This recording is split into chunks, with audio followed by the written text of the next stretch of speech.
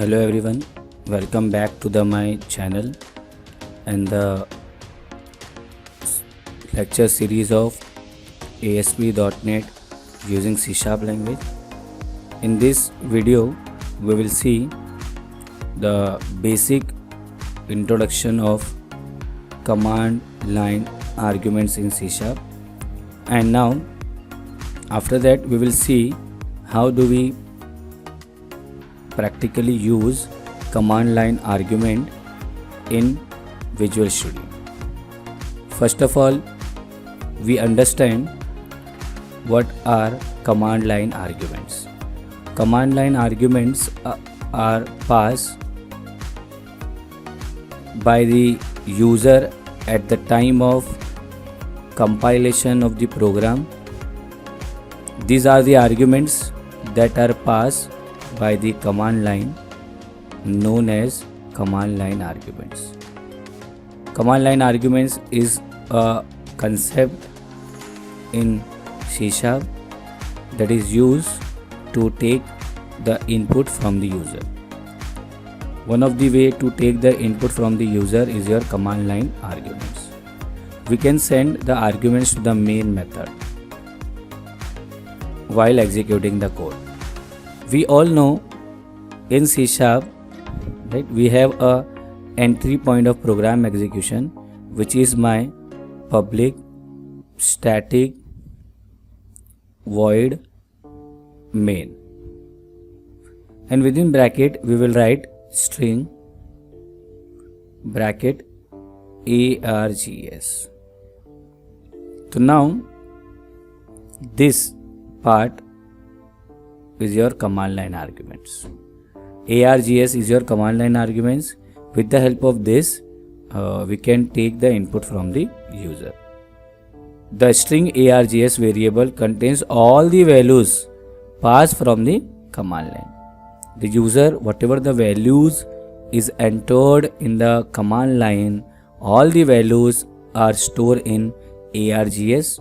Since args is of type array, therefore the first input, that is your args 0.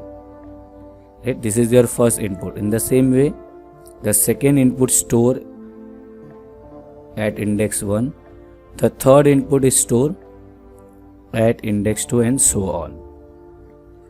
So this is the basic concept behind the command line argument, and whatever the input is entered in the command line, it is of type string. By default, compiler consider the command line arguments as a string data type. Now we can move to the Visual Studio so that we can understand this command line argument. So we start with the using system. Now we create a class program. In class we have a entry point of program execution, public static void main string args. Now whatever the input is entered by the user in the command line, right, it will be stored in args. So now suppose I want to take a name as an input. This is my variable. First we will declare a string variable name args of 0. What does it mean? Whatever the input is entered by the user at command line index 0. 0 indicates the index position of the command line argument. The first input is at index 0. Therefore, this args store the first input at command line, and we are storing this input in the variable name.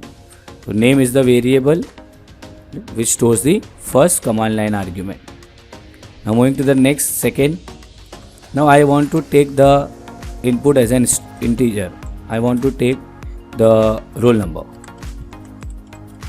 Now the second input is stored at index 1. Again we can see here it is giving an error.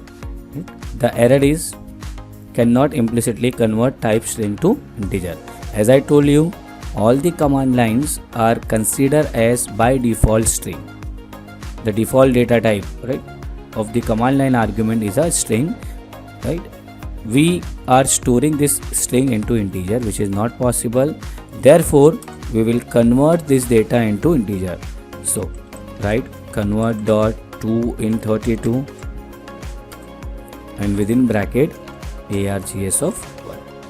Now, this will convert the string data type into integer data type. In the same way, I want to take a percentage which may be float or double. So I am taking as a double. Again args of 2. Again it will show an error. Why? Because we are storing the data into double and the args is of type string. Therefore, we convert this data into integer in double form. 2 double. So these are the three inputs. First is your name, roll number and percentage. Now we will display all this input using console.writeLine. First we will display name which store in variable name. The same way console and semicolon. Now same way write console.writeLine.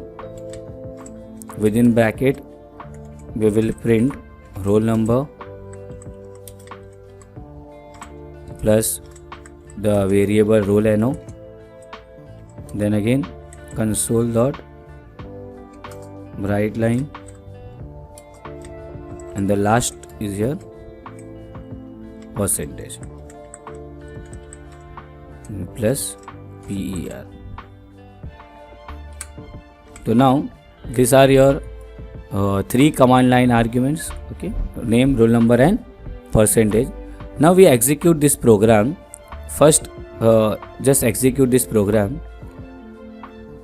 As we will see, it will generate a runtime error. See, it is not showing any output and it will generate the error. As we can see here, index the system dot index out of range exception.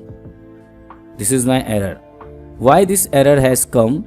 Because we are using a three command line arguments, right, which is at 0 index 1 and 2, but we are not passing the argument values. So we will first, before the execution of the program, we will first enter these three arguments. First name, second roll number and the third one is your percentage. To enter the command line arguments, go to the project. The last option, which is your project name, since my project name is your Soft Core Academy application, right, it is showing Soft Core Academy. Whatever the project name you entered at the time of creation of project, right, we select this. In this we have a option build. Within build, debug. Within debug, just check, we have a command line argument. Within debug, as you can see here, we can have a command line argument.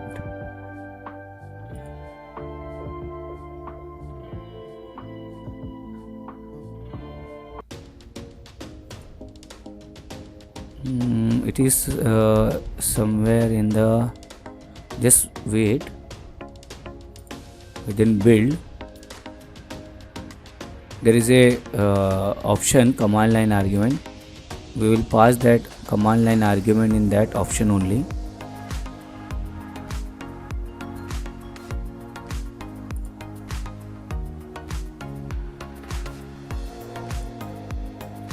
See, in debug and journal, just open debug, launch profile UI. Here we will type this command line arguments. So now first of all we will type a name. We can type any name, right? We can type in double quotes or without in double quotes, not an issue. So I will type Raj. The second is your roll number 1, 2, 3 and the percentage. 66 pointers. So these are my arguments, right? I pass these 3 arguments in the command line argument. Now we can execute this program.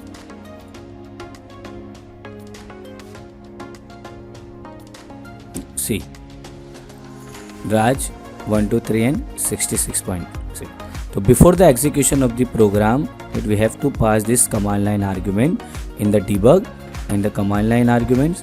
All the arguments, whatever the arguments are there in the command line arguments, it is read by the program in ARGS0, ARGS1, ARGS2 and store in name, roll number and percentage, and we are displaying the details here. I hope you understood this session. Thank you so much.